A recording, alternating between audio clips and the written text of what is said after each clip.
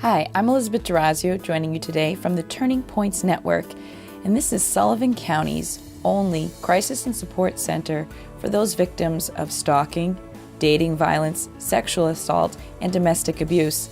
These are big shoes to fill, but the volunteers that make this possible are changing lives every day. And I bet you didn't know there's a hero inside of you. We're going to talk right now with Laura Ryan. She's been with Turning Points for over 12 years. And she's going to tell us how an everyday person like her changes lives every day, and you can too. Thank you for joining us, Laura. Thank you for having me here. 12 years with Turning Points. Now tell us, what brought you here initially? Well, I've been aware of Turning Points for 35 years. I utilized their services at one point in my youth.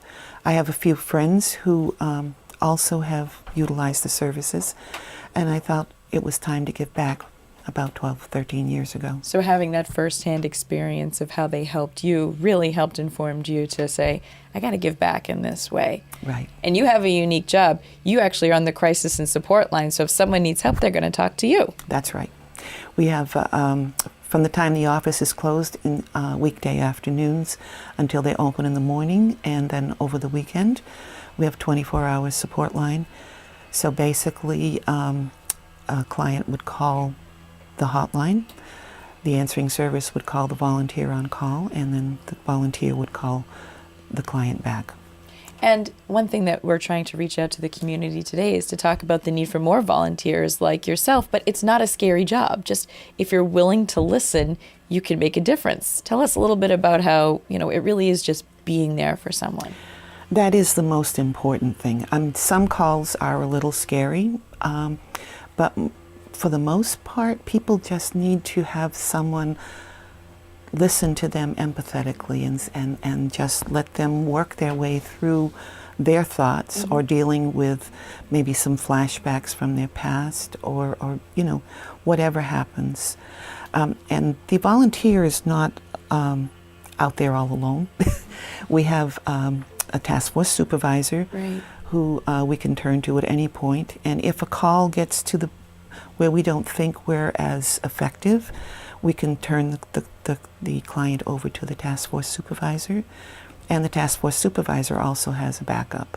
So there is someone there. And you don't go in without experience. There is training. Right. We get, believe it was a 30-hour training when I took it. And then there's ongoing training 6 times a year. We have in-service, and we talk to or listen to people like the SANE nurse at the hospital, right, or, I'm trying to think of some of the others, but it's varied topics to help us to feel more comfortable offering the help that the clients need. And the important thing is, as we're asking for volunteers who might consider spending some time with the crisis line, is this is not something you're tied to a desk. If you have a cell phone, you can go about your day. You can be at the grocery store. You can, right, go out with your grandkids or your kids, but you can do it anywhere. Yep. Yes, that's it. That's correct. What we need is a quiet place to take the call, to talk to the person who needs, and verify what they need.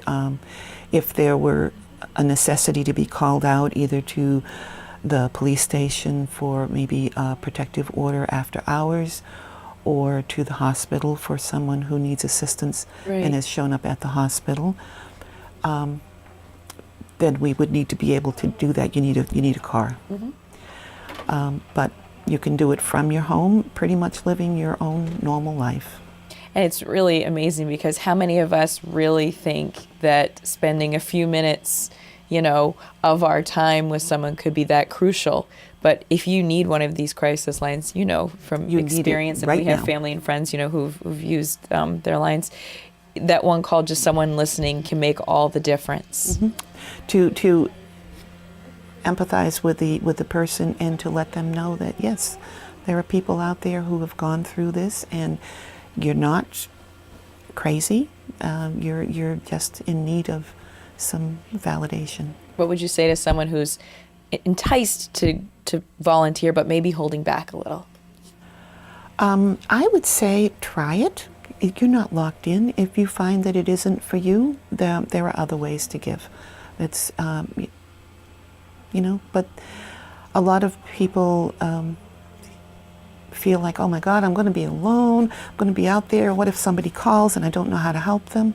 Well, you just kind of work through the call, get some feedback from your supervisor anytime that it's necessary, and like I said, if it's not for you, it's not for you. But a willing ear can do many things. oh, it's amazing.